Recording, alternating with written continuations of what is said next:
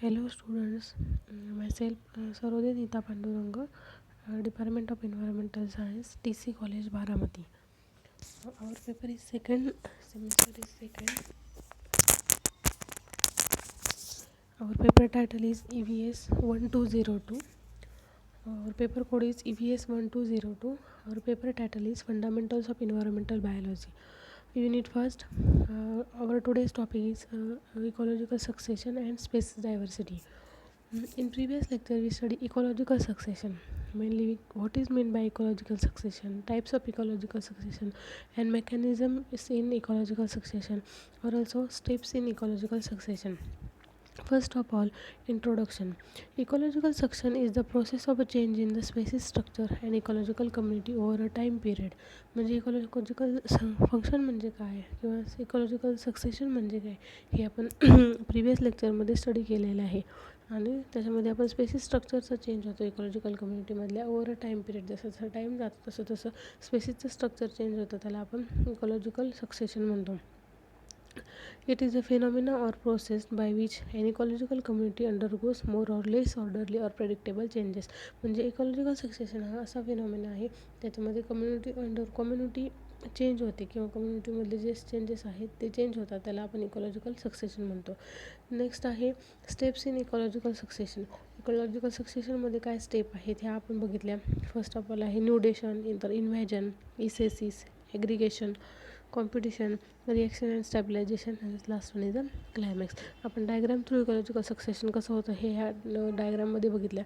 नंतर आपण इकॉलॉजिकल सक्सेशनचे टाईप बघितले, प्रायमरी सक्सेशन आणि सेकंडरी सक्सेशन. नंतर मेकॅनिझम बघितलं त्याचं. आणि आपला नेक्स्ट पॉईंट आहे today's our point is species diversity. What is mean by species diversity means variation between the स्पेसिसमधलं जे व्हॅरिएशन आहे किंवा डिफरन्स आहे त्याला आपण स्पेसिस डायव्हर्सिटी म्हणतो.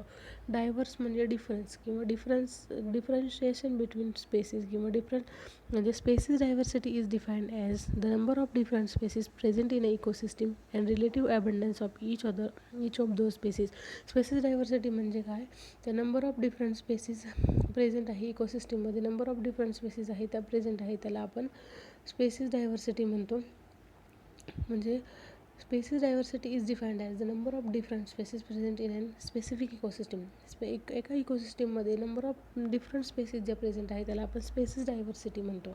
Diversity is a greatest when all the species present are equally abundant in the area. Diversity ही great असते ज्यावेळेस स्पेसिसमध्ये किंवा इकोसिस्टीममध्ये खूप साऱ्या प्रकारच्या स्पेसिस प्रेझेंट असतात, त्यावेळेस ती डायव्हर्सिटी अबंडंट म्हणजे लार्ज अमाऊंटमध्ये असते. Mainly there are two constituents of species diversity. Species डायव्हर्सिटीचे दोन टाईप पडतात, त्याचे आहे स्पेसिस रिचनेस आणि स्पेसिस इव्हननेस. स्पेसिस रिचनेस म्हणजे काय, number of different species present in an ecosystem. म्हणजे डिफरंट स्पेसिस आहे प्रेझेंट आहेत इकोसिस्टीममध्ये, त्याला आपण स्पेसिस रिचनेस म्हणतो. Tropical areas have greater species richness as the environment is conductive for a large number of species. म्हणजे ट्रॉपिकल एरियामध्ये greater number of असतो स्पेसिस रिचनेसचा as the environment is conductive for the large number of species. म्हणजे species richness म्हणजे एका particular इकोसिस्टीममध्ये स्पेसिसची number of species ह्या जास्त असतात, त्याला आपण स्पेसिस रिचनेस म्हणतो. सेकंड वन आहे species इव्हननेस.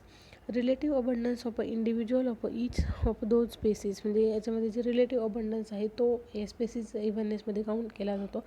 If the number of individuals within a species is fairly constant across communities, it is said to have a high evenness, and if the number of individuals varies from species to species is said to be low evenness. म्हणजे number of spaces आहे जो ज्यावेळेस vary होतो spaces two species त्यावेळेस spaces इव्हननेस हा low असतो. आणि number of individuals varies हा ज्यावेळेस ग्रेट असतो त्यावेळेस स्पेसिस इव्हननेस हा ग्रेट असतो. म्हणजे स्पेसिस डायव्हर्सिटीचे मेनली टू कन्स्टिट्युएंट्स आहेत. फर्स्ट आहे स्पेसिस रिचनेस आणि सेकंड वन आहे स्पेसिस इव्हननेस. तर आता आपण एखादी गोष्ट बघितली इकोसिस्टीममधली तर त्याला प्रत्येक गोष्टीच्या मागे काहीतरी रिझन असतं किंवा काहीतरी त्याचं इम्पॉर्टन्स असतं. तर आपण नेक्स्टमध्ये आपण इम्पॉर्टन्स ऑफ स्पेसिस डायव्हर्सिटी बघणार आहोत. त्याच्यामध्ये काय आहे, greater species richness and productivity makes an ecosystem more sustainable and stable. म्हणजे स्पेसिस डायव्हर्सिटीचा मेन इम्पॉर्टन्स काय आहे, तर जी आहे ती इकोसिस्टमला सस्टेन करते किंवा स्टेबल करते. नंतर आहे rich diversity is important for the survival of Mankind. म्हणजे ज्या स्पेसिस डायव्हर्सिटी रिच असते ते मॅनकाइंडला सर्वायवलसाठी हेल्प करते किंवा मॅनकाइंडला सर्वायवलसाठी इम्पॉर्टंट आहे. नंतर healthy biodiversity has innumerable benefits like nutrient storage and recycling, soil formation and protection from erosion, absorption of harmful gases and climate stability. म्हणजे इकोसिस्टममध्ये वेगवेगळ्या स्पेसीज असतात. काही स्पेसीज अशा असतात की ज्यांच्यापासून आपल्याला न्यूट्रिएंट्स भेटतात, काही रिसायकलिंग करतात गॅसेसचं वगैरे, सॉईल फॉर्मेशन होतं काही स्पेसीजमुळं, काही स्पेसीज आपल्याला प्रोटेक्ट करतात इरोजनपासून. म्हणजे एक्झाम्पल आहे प्लांट स्पेसीज. प्लांटचे जे रूट असतात ते सॉईल कॅप्चर करून ठेवतात, त्याच्यामुळे ते सॉईल इरोजनपासून आपल्याला प्रोटेक्ट करतात. नंतर आहे ॲब्सॉर्प्शन ऑफ हार्मफुल गॅसेस. काही असे प्लांट आहेत जे हार्मफुल जे गॅसेस आहेत ॲटमॉस्फिअरमध्ये ते ॲब्सॉर्ब करतात, म्हणजे आपल्याला एअर पोल्युशन ते प्रोटेक्ट करतात किंवा रिड्यूस करतात. नंतर क्लायमेट स्टॅबिलिटी आहे, म्हणजे प्लांट्स हे असे असतात की त्यांच्यामुळे क्लायमेट स्टेबल होतं किंवा क्लायमेट कूल राहतं, त्याला आपण क्लायमेट स्टॅबिलिटी म्हणतो. म्हणजे healthy biodiversity has innumerable benefits like, म्हणजे त्याचे बेनिफिट्स काय, nutrient storage and recycling, soil formation and protection from erosion. सॉईलचं फॉर्मेशन होतं आणि आपल्याला इरोजनपासून सॉईल इरोजनपासून प्रोटेक्ट होतं. Absorption of harmful gases and climate stability.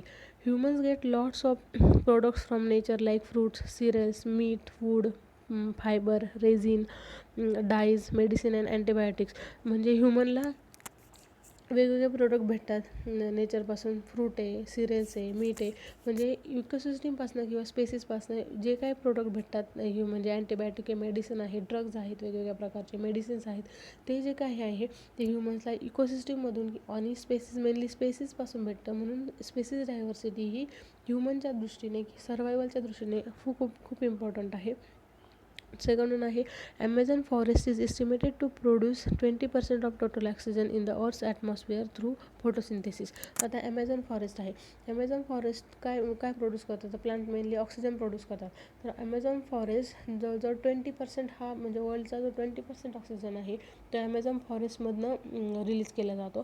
त्याच्यामुळे तो अर्थच्या ॲटमॉस्फिअरच्या फोटोसिंथेसिस प्रोसेस थ्रू रिलीज केला जातो. पण त्याच्यामुळे ॲमेझॉन फॉरेस्टमध्ये 20% ऑक्सिजन बाहेर पडतो. त्याच्यामुळे तो अर्थच्या सर्वायवल किंवा स्टॅबिलिटीच्या दृष्टीने खूप महत्त्वाचा घटक मानला जातो किंवा ही घटक. नंतर pollinators, symbiotic relationship decomposers, each species perform a unique role which is irreplaceable. म्हणजे आता पॉलिनेशन आहे, सिम्बायोटिक रिलेशनशिप आहे, नंतर डिकम्पोजर्स आहे, डिकम्पोजरचा रोल आहे मेनली त्याच्या डिकम्पोजिशनमध्ये.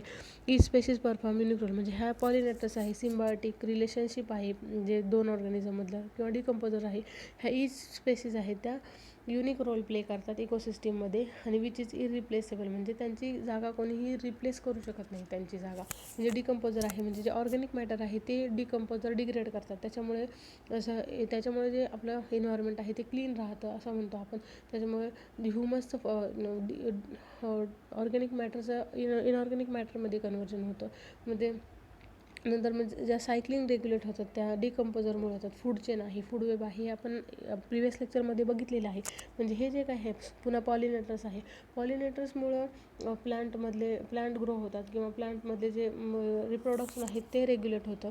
हे सगळं पॉलिनेटर्समुळे होतं. सिम्बायोटिक रिलेशनशिप आहे, म्हणजे एक ऑर्गॅनिझम दुसऱ्या ऑर्गॅनिझमवर कसा अवलंबून आहे किंवा कसा रिस्पॉन्सिबल आहे दुसऱ्यासाठी ते ह्याच्यामध्ये सांगितलेलं आहे. म्हणजे हे आणि या सर्व गोष्टी आहेत ह्या इरिप्लेसेबल आहेत, त्या आपण इकोसिस्टममध्ये रिप्लेस करू शकत नाही. याला आपण स्पेसिस डायव्हर्सिटीचा इम्पॉर्टन्स म्हणू शकतो.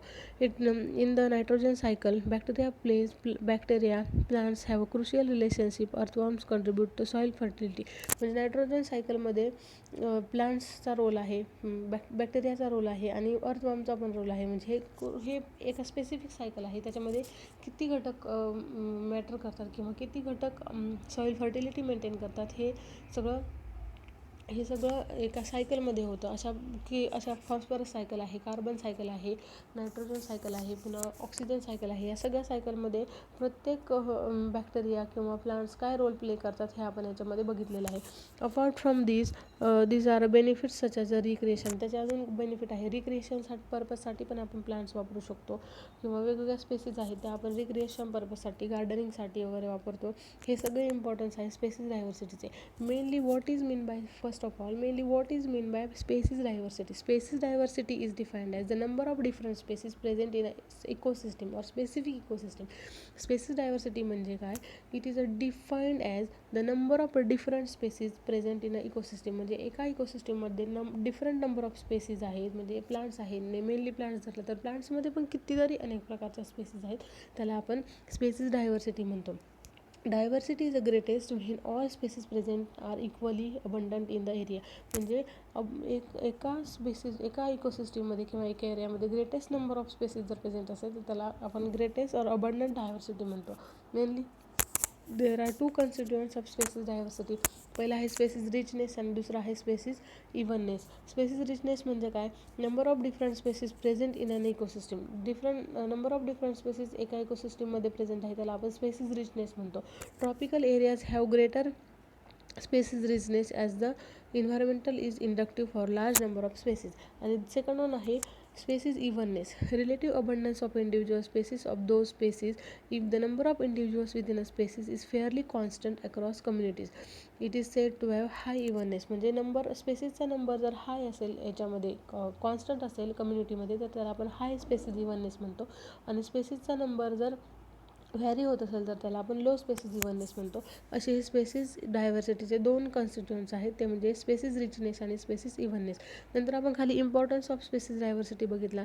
त्याच्यामधनं काय ते इकोसिस्टम सस्टेन करतं आणि स्टेबल करतं. नंतर त्याच्यामध्ये मॅनकाइंडच्या सर्वायवलसाठी स्पेसीज डायव्हर्सिटी इम्पॉर्टंट आहे. नंतर species healthy biodiversity has innumerable benefits आहेत. न्यूट्रिएंट स्टोरेज आहे, जसं की रिसायकलिंग आहे, soil formation and protection from soil erosion आहे, absorption of harmful gases and climate stability etcetera. Human get lots of products. म्हणजे ह्युमनला लॉट्स ऑफ प्रोडक्ट भेटतात स्पेसीजकडनं. That is cereals, fruits, meat, wood, fibre, resin, dyes, medicine, antibiotic etcetera. नंतर Amazon फॉरेस्टमध्ये 20% oxygen भेटतो पूर्ण earth ॲटमॉस्फिअरला. कोणत्या प्रोसेस थ्रू? ती प्रोसेस आहे फोटोसिंथेसिस. नंतर आहे pollinators, symbiotic relationship, decomposers. Each species perform unique role. म्हणजे प्रत्येक स्पेसीज युनिक रोल परफॉर्म करते आणि त्याची जागा कोणीही रिप्लेस करू शकत नाही इकोसिस्टममध्ये. हे आपण स्पेसीज डायव्हर्सिटीमध्ये बघितलं. नंतर सायकलमध्ये रोल आहे त्याचा. नंतर रिक्रिएशनसाठी बेनिफिट आहे हे आपण बघितलं. हे these all are importance of species diversity. In next lecture we have to study concept of ecotone and importance of ecotone and age effect. Regarding to this lecture, if you have any query, please ask. Thank you.